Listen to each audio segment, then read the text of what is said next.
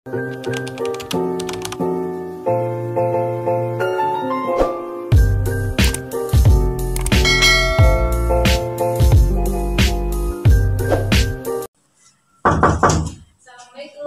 Waalaikumsalam.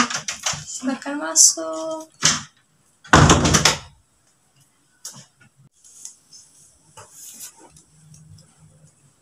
Dengan Ibu Nada nggih? Ya, benar, Bu. Sebelumnya, perkenalkan, saya Bidan Rahma yang bertugas pada siang hari ini. Ini saya mau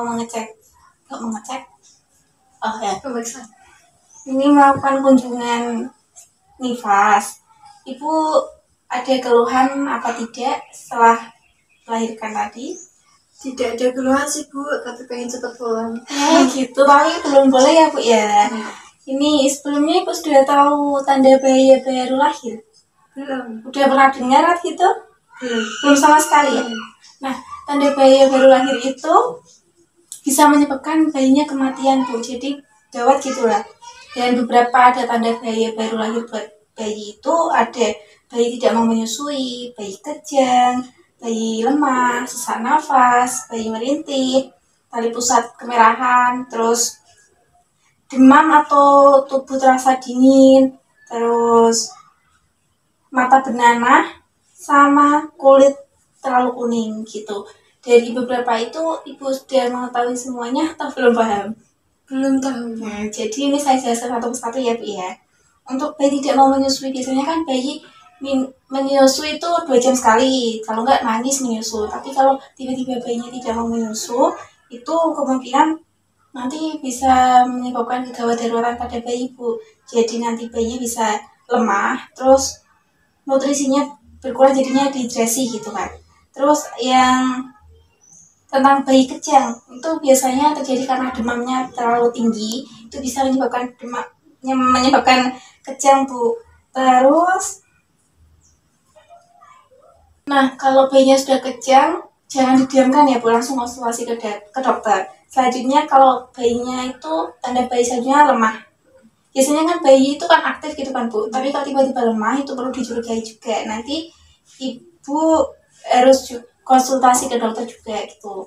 Selanjutnya yaitu tentang frekuensi nafas bayi. Nah, bayi normal itu 40-60 kali pernafasan per menit gitu kan, Bu. Tapi kalau kurang dari 40 atau lebih dari 60 itu juga perlu dicurigai dan harus cepat segera ke dokter spesialis atau dokter yang biasanya menangani bayi gitu, Bu. Nah, selanjutnya itu tanda bayi merintih. Biasanya kan bayi suka merintih itu ketika BAB atau BAK gitu. Juga pas waktu kondisi bayinya tidak nyaman, Bu. Nah, itu juga perlu dicek juga. Kenapa bayinya kok merintih gitu. Terus selanjutnya tali pusatnya kemerahan, itu juga bisa jadinya infeksi. Itu ada kemerahan atau berbau gitu, Bu, enggak kan? Enggak ada. Terus selanjutnya itu mata bayi bernanah. Maksudnya belelean gitu loh. Jadinya banyak gitu kan. Nah, itu juga perlu, kalau 3-14 hari perlu diwaspadai juga, harus segera konsultasi ke dokter gitu. Selanjutnya kalau bayi ya. Selanjutnya itu tentang kulit bayi yang berwarna kuning. Itu terjadi karena kurang ASI gitu, Bu. Jadi perlu diwaspadai juga. Terus baru lahir juga itu ada demam atau dingin, demam atau tubuh bayi terasa dingin, itu perlu diperhatikan daerah lingkungan sekitarnya juga, Bu, gitu ya. Dari penjelasan saya apakah kurang jelas, Bu? Tadi yang merintih itu, Ya. maksudnya kalau dia BAB, gak nyaman, merintih, ngerengek gitu. Ya, biasanya kan bayi kalau tiba-tiba merintih pasti ada sebabnya gitu, Bu. Jadi mungkin kemungkinan besar itu karena BAB atau BAK atau daerah lingkungannya yang membuat bayinya tidak nyaman seperti itu, Bu. Sudah. Dari pernyataan saya, apa saja tanda bahaya baru lahir yang Ibu ketahui? Ada bayi gak mau nyusu, Iya. bayi lemah, bayi kejang, tali pusat yang kemerahan, demam, kemudian merintih, terus ada bayi kulit kuning. Yes. Sama pernafasan bayi, Bu, yang perlu diwaspadai juga.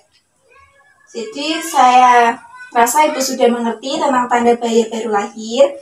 Terima kasih sudah mau mendengarkan penjelasan dari saya. Semoga nanti bayinya sehat selalu ya Bu ya. Iya. Ini saya permisi dulu ya. Iya, terima kasih Bu. Sama-sama.